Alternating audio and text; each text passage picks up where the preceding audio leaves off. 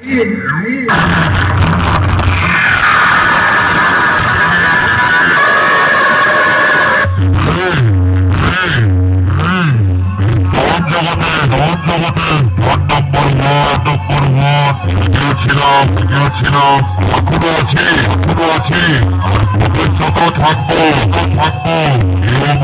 চুল ছেড়ে জগতে পারেনি আর পারবেও না।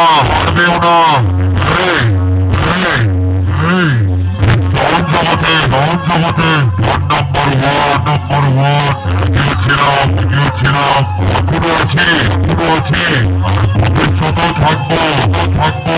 এরকম একটা চুল ছেড়ে জগতে পারেনি আর পারবেও না।